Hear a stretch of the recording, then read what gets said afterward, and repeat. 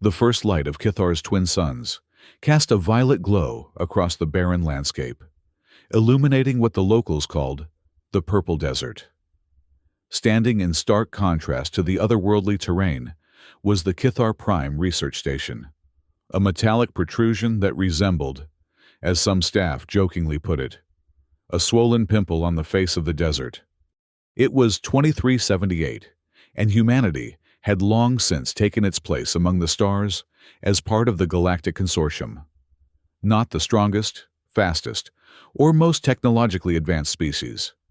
Humans had earned their reputation through what other species considered a peculiar psychological quirk: their tendency to anthropomorphize everything from plants to astronomical phenomena. The Zephians, with their logical mindset, classified this as personification disorder, while the Altarians simply referred to it as the human anomaly. Dr. Helena Morrigan stood at the observation deck, watching the purple sands ripple under the morning breeze. At 34, the xenobiologist had earned her place at Kithar Prime through a combination of academic brilliance and what her superiors often described as excessive empathy, a trait that, on this particular morning, would be put to the test in ways she could never have imagined. Dr. Morrigan, the mining team has reported an anomaly 15 kilometers southwest of the station, announced Anther, one of the Zephian security officers. His voice, though deliberately modulated to sound emotionless, carried an unmistakable note of concern. Helena turned, tucking a strand of auburn hair behind her ear. "What kind of anomaly?" "Biological, large, not consistent with the documented species of Kithar." This piqued her interest immediately. Kithar had been specifically chosen for the research station because of its lack of dangerous predators. The planet's entire appeal lay in its classification as a non-air uniforma habitat, home only to non-aggressive uniform species that posed no threat to researchers. "Show me," she said, following Anther to the communications hub.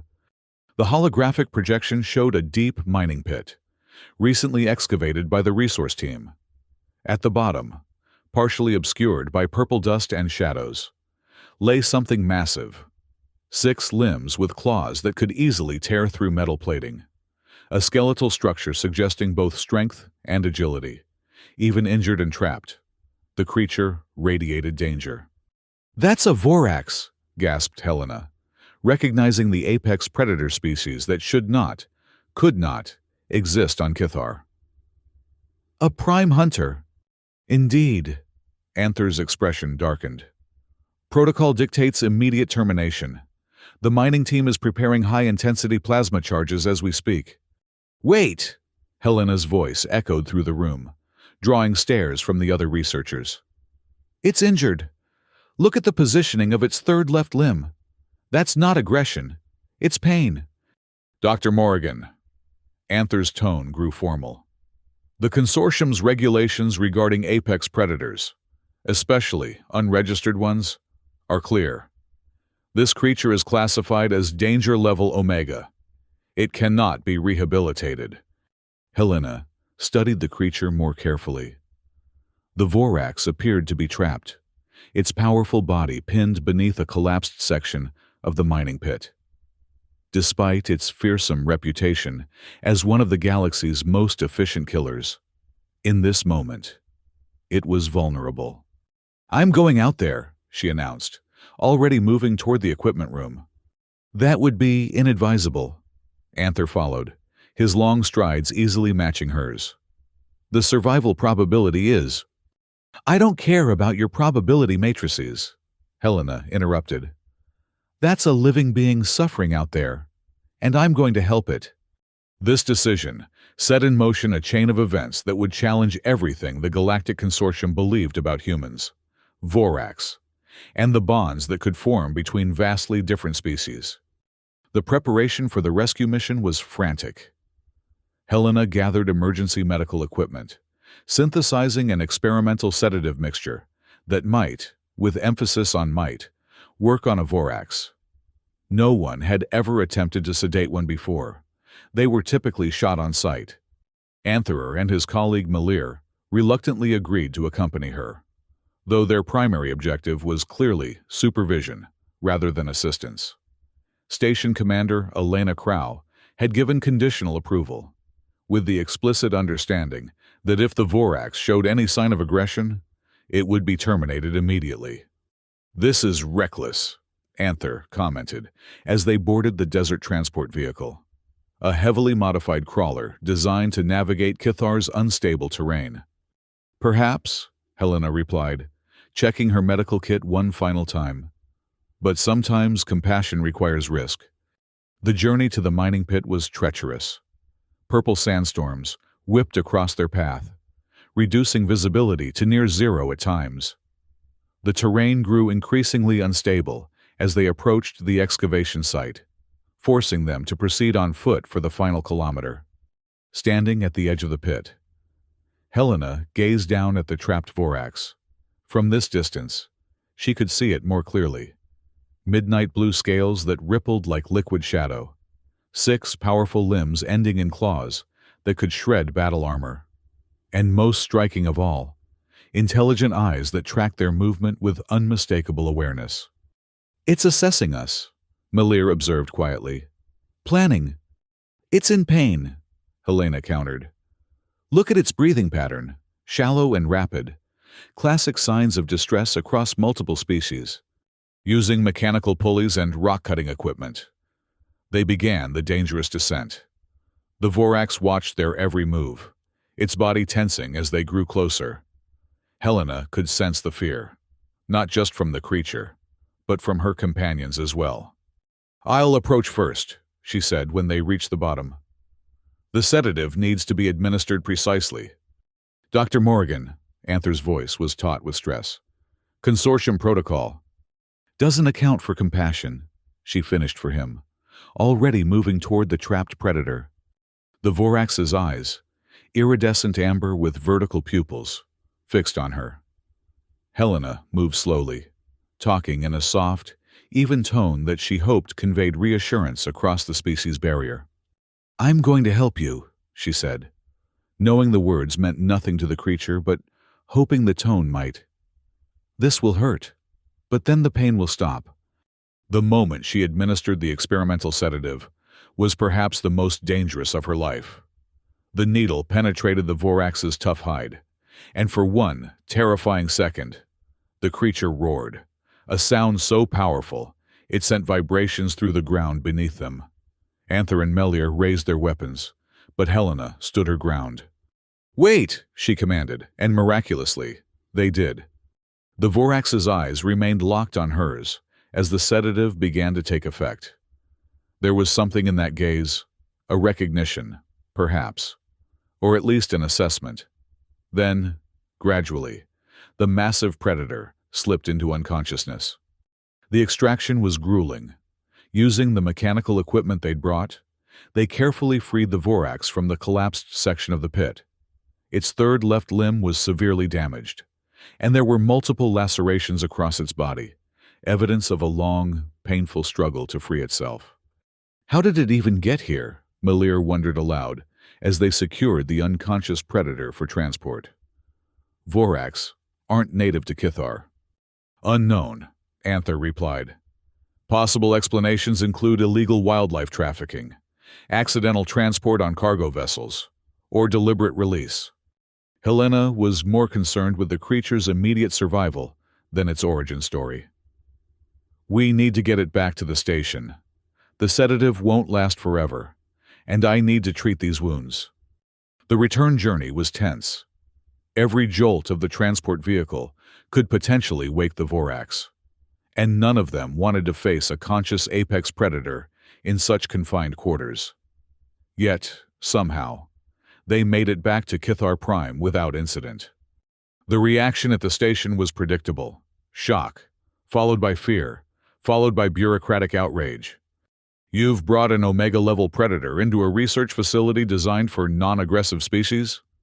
Commander Crow's voice carried through the medical bay, where Helena was already working to stabilize the Vorax.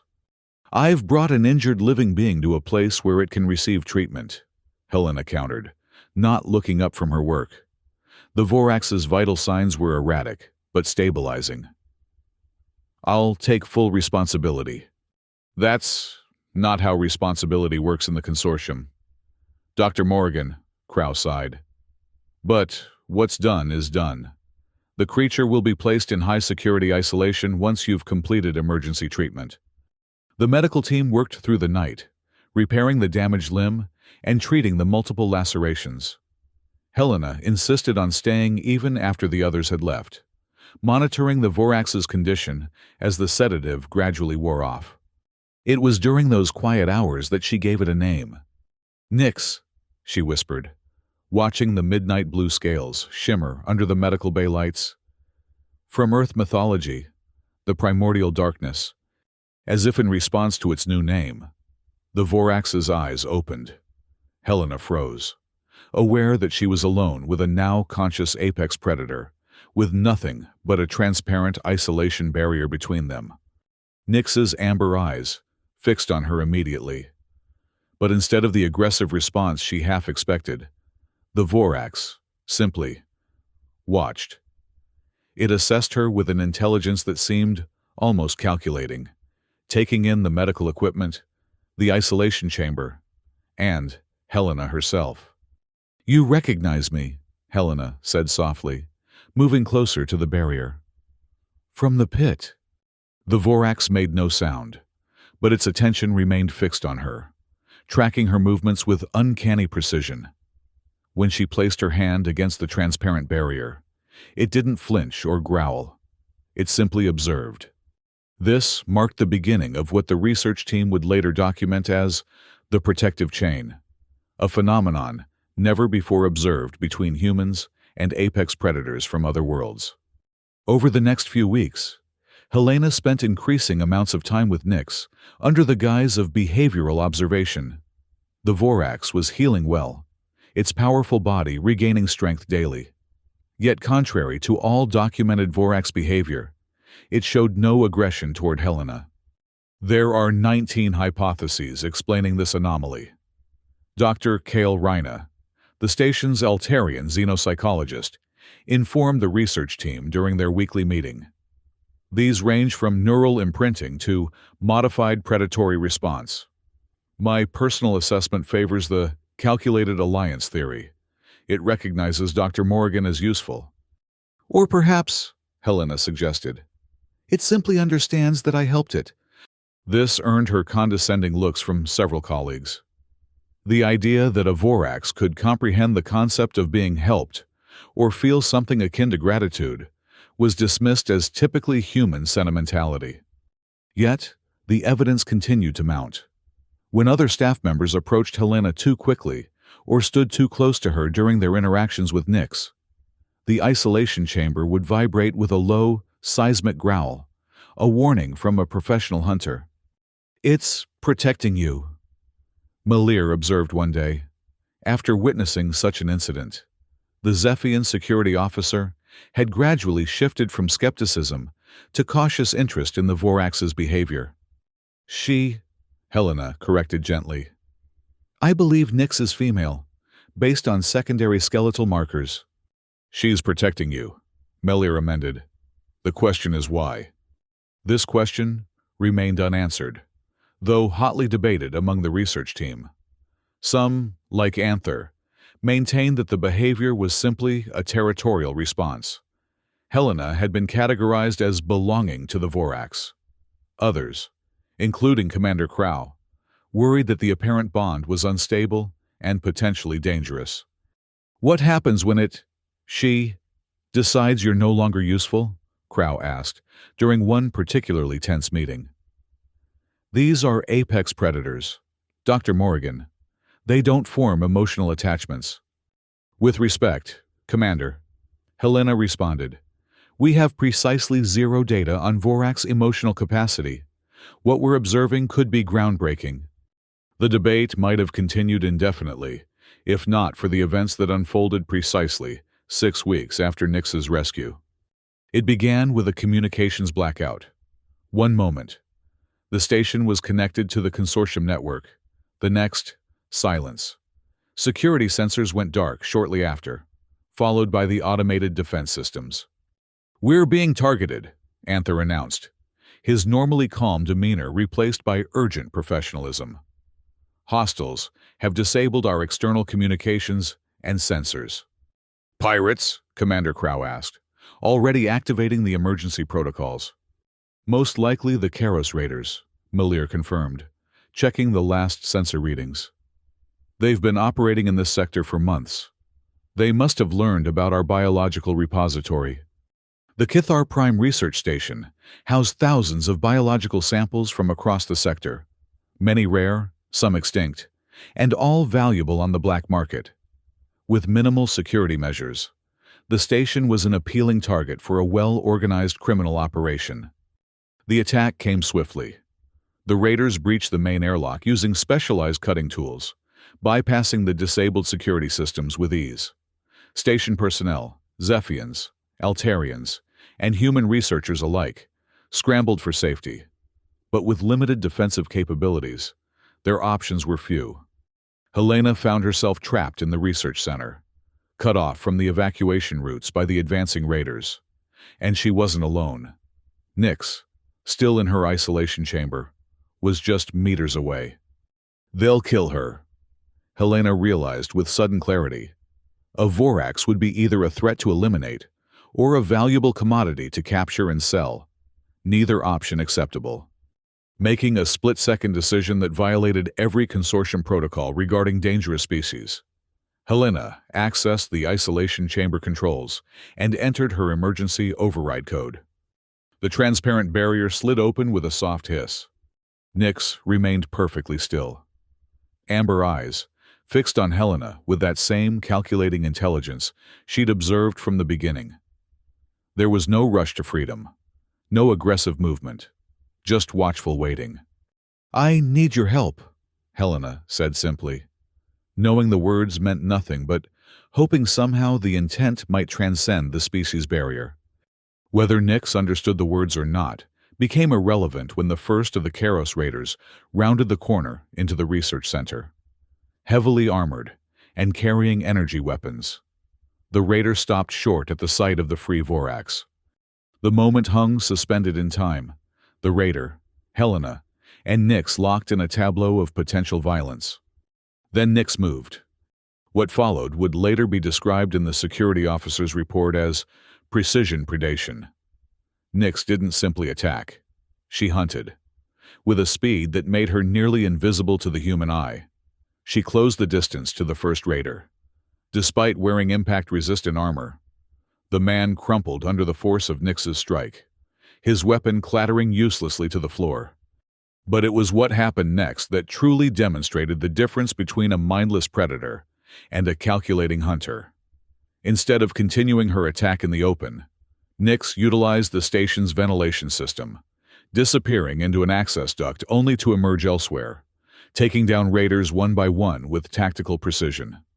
She manipulated the environment, using the research lab's gravity controls to destabilize her opponents, creating advantages where none should have existed for a creature supposedly driven by instinct alone. 3 more raiders entered the research center, weapons raised, scanning for threats. They found Helena instead, cornered and apparently defenseless. "Where's the creature?" the lead raider demanded, his weapon trained on her. Helena remained silent, her eyes fixed on something behind them. By the time they registered the low, seismic growl, it was too late. Nyx dropped from the ceiling panels, her midnight blue form a blur of lethal precision. The battle, if such a one-sided engagement could be called that, lasted less than a minute. When it ended, Helena found herself unharmed, standing amid the aftermath of Nyx's protection. The remaining raiders, realizing something had gone catastrophically wrong with their simple mission, attempted to retreat to their ship. They made it as far as the engine room before Nyx intercepted them, using the station's maintenance tunnels to cut off their escape. Throughout the station, security footage would later show the same pattern, Nyx systematically eliminating threats. But with one consistent factor, she always returned to check on Helena, ensuring her safety before continuing her hunt. When the Galactic Security Force finally arrived, 3 hours after the initial attack, they found a scene that defied conventional explanation. The station was damaged but secure. The raiders had been neutralized with an efficiency that even military commanders would envy. And at the center of it all, a human xenobiologist sitting calmly beside a data core, with a battle-wounded Vorax in a protective stance beside her. The interrogation took place aboard the consortium patrol vessel. Helena sat across from 3 security officials, her expression composed despite the circumstances. "Let me understand this correctly," said the lead investigator, an Altarian with skepticism etched into every feature.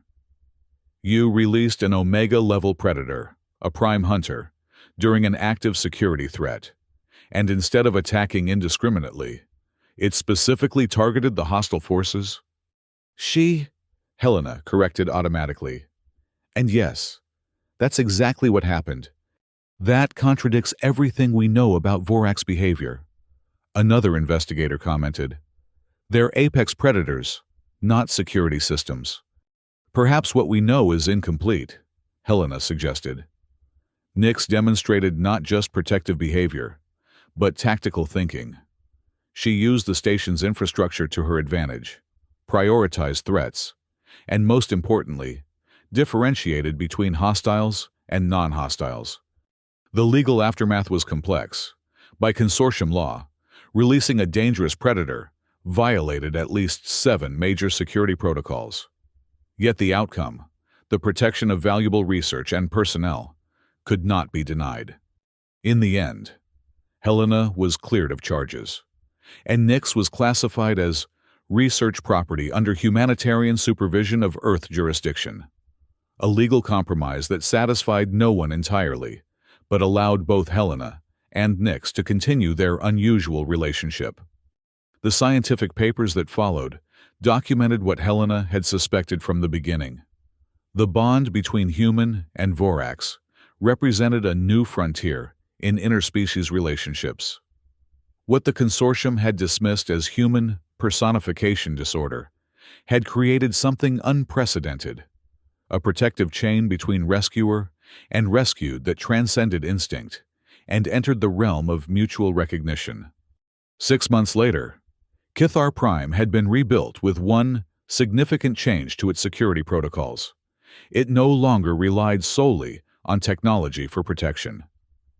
With Helena and Nyx in residence, the station had the most effective security system in the sector, a human with compassion, and a prime hunter who killed without hesitation for the one who had freed it from the pit. The Galactic Consortium noted with some alarm the emerging pattern of what they termed apex protection chains involving humans. New regulations regarding dangerous species were drafted, but they came with a quiet acknowledgement. Nothing in the galaxy was quite as unstoppable as an apex predator willing to die protecting the one who had saved it. The purple sands of Kithar continued their endless dance under the twin suns, indifferent to the small drama that had unfolded upon them. But within the metallic walls of Kithar Prime, something had fundamentally changed, not just for Helena and Nyx, but for humanity's place in the stars. As Anther would later remark in his personal log, humans are physically unremarkable, technologically derivative, and frustratingly emotional, but their capacity to form bonds with the most unlikely allies makes them, perhaps, the most dangerous species of all. The twin suns of Kithar cast long shadows across the purple desert as Dr. Helena Morrigan stood on the observation deck, watching a midnight blue figure move with liquid grace across the sands. Nyx was hunting, not for food or sport, but as part of her daily patrol, securing the perimeter of the station with methodical precision. "She's beautiful, isn't she?" Helena remarked to Anther, who had joined her at the viewport. The Zephian security officer considered the question with characteristic thoroughness before answering. "I would not have used that adjective before, but yes, there is a certain perfection in how she moves." "Progress," Helena smiled. 6 months ago, you would have called her it and suggested termination. 6 months ago, I would have been correct according to all available data, Anther replied, but without his former rigidity. New observations require updated conclusions. Below them, Nyx completed her circuit and paused, looking up at the observation deck. Even at this distance, Helena could feel the connection between them, not telepathy or any mystical bond, but something equally powerful: mutual recognition, predator and prey, by all natural laws, yet neither in practice. It had been a complex half-year since the Karos Raiders' attack. The consortium had launched multiple investigations, sent xenobiologists and security experts to observe Nyx, and eventually concluded what Helena had known from the beginning: they were witnessing something unprecedented. Commander Crow wants to implement the protection protocol on 3 other research stations, Anther informed her, his tone carefully neutral. The consortium is considering your theory about selective bonding between rescued apex predators and their rescuers. Helena turned away from the viewport, surprised. They're actually considering it. The evidence is compelling, Anther admitted. The Karos Raiders have avoided consortium facilities for the past 6 months. Your theory about predator-protector relationships has economic merit. One rescued apex predator costs significantly less than a full security system. Helena shook her head, amused despite herself. Leave it to the consortium to see the bottom line rather than the relationship. Economics is universal, Anther replied. Emotional bonding is not.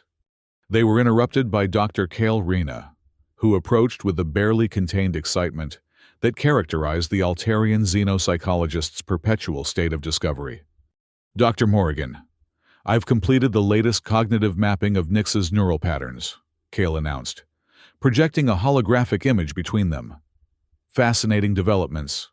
When shown images of you in simulated danger, her frontal cortex lights up with activity patterns consistent with higher reasoning, not instinctual response. Meaning, Anther prompted. Meaning, Kale's voice rose with academic enthusiasm.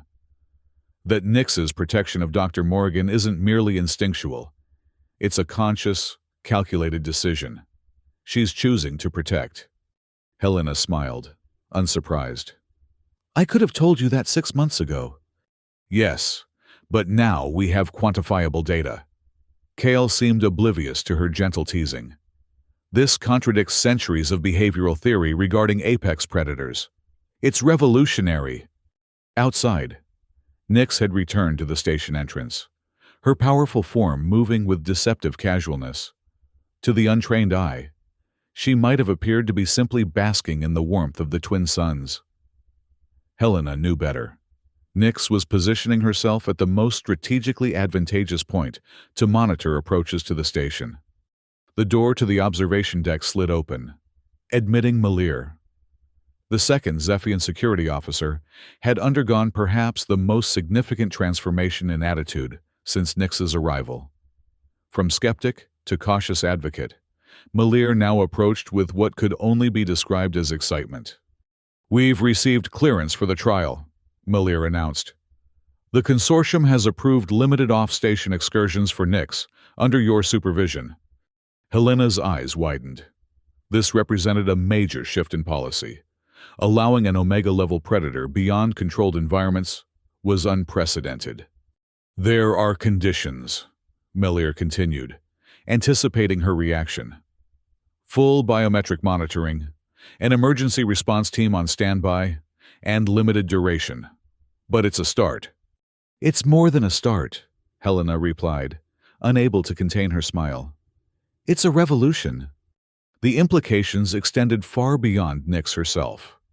If the trial proved successful, it could change how the consortium approached apex predators throughout controlled space, from automatic termination to potential rehabilitation and partnership. Commander Crow arrived last, her expression more severe than usual. Dr. Morrigan, we have a situation developing that requires your attention. Helena's smile faded. What kind of situation? A consortium science vessel has reported discovering another Vorax, Crow explained, bringing up the details on her datapad. An adolescent, injured during an asteroid mining operation in the Ceres belt. And they want my input, Helena guessed. They want your presence, Crow corrected. And Nix's. They believe your experience might be relevant to this new case. Anther's posture stiffened. Taking Nix off planet represents an unacceptable risk level. The consortium disagrees, Crow replied. They've classified this as a level alpha research priority. Dr. Morgan's unique relationship with Nix provides a template they wish to explore further. Helena looked back through the viewport at Nix, who remained vigilant at her self-assigned post.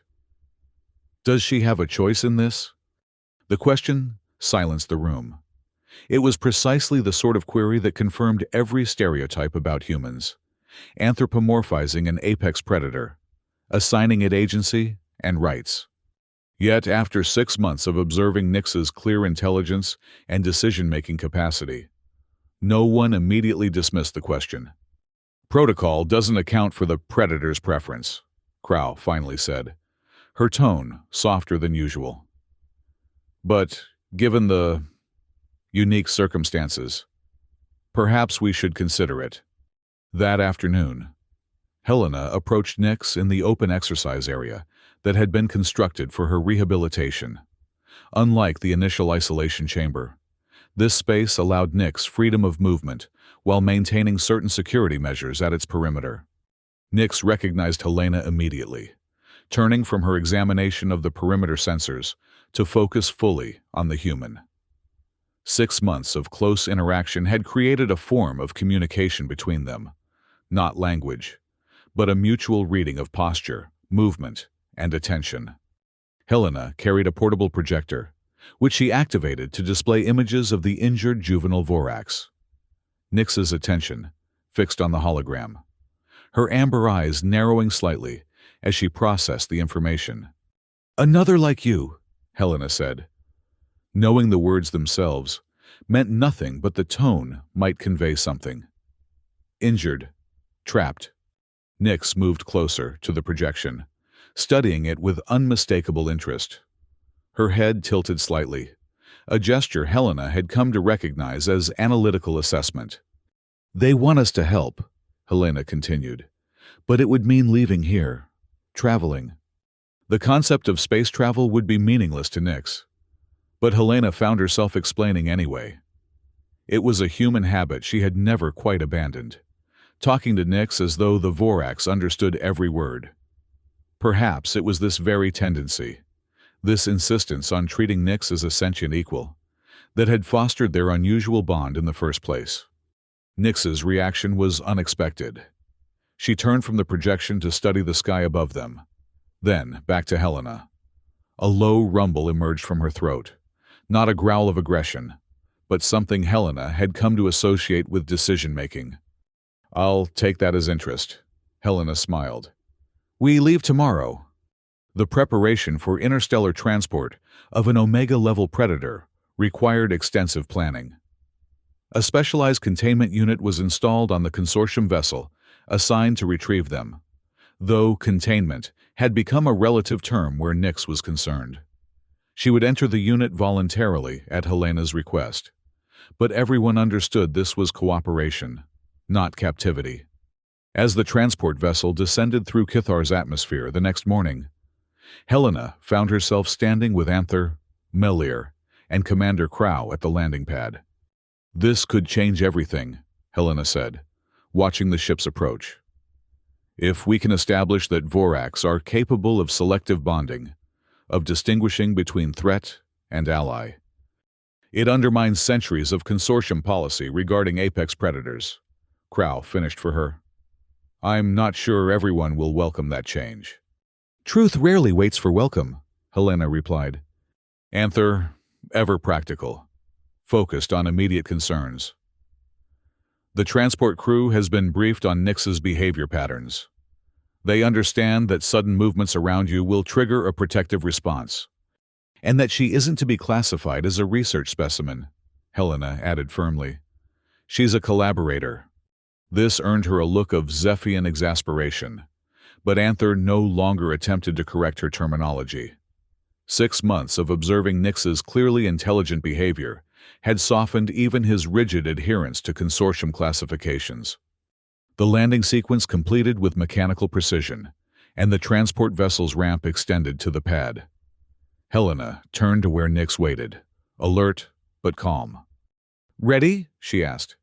In response, Nyx moved to her side, positioning herself slightly ahead, protective even in this controlled environment. Together, they approached the vessel that would carry them to the next chapter in their unprecedented journey. As they boarded, Helena heard Malir's voice behind them, speaking softly to Anther. "Who would have imagined? 6 months ago, we were debating termination protocols. Now we're sending them as ambassadors."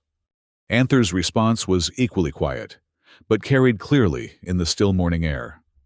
The universe rarely aligns with imagination. That's why observation must always supersede assumption. The transport doors sealed behind them, and Helena felt the subtle shift as the vessel prepared for departure. Beside her, Nyx remained calm, amber eyes scanning the new environment with the same calculating intelligence that had first connected them in the mining pit. "You know," Helena said conversationally, as they secured themselves for ascent, "the consortium still doesn't understand why you chose to protect me. They have 19 hypotheses, each more complicated than the last." Nyx's gaze shifted to her, attentive. "But I think it's simple," Helena continued. "Sometimes, being seen, truly seen, when you're at your most vulnerable, creates a bond that transcends species, language, even instinct. I saw you when you were trapped and in pain, and you've never forgotten that." As the transport lifted off, leaving the purple sands of Kithar behind, Helena reflected on how far they had come from that desperate moment in the mining pit.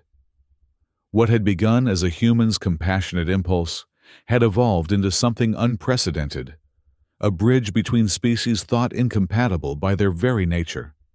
The journey ahead would test this bond in new ways, challenging both human and Vorax to demonstrate that their connection was not an anomaly, but a template, a new model for understanding the complex relationships possible between vastly different beings.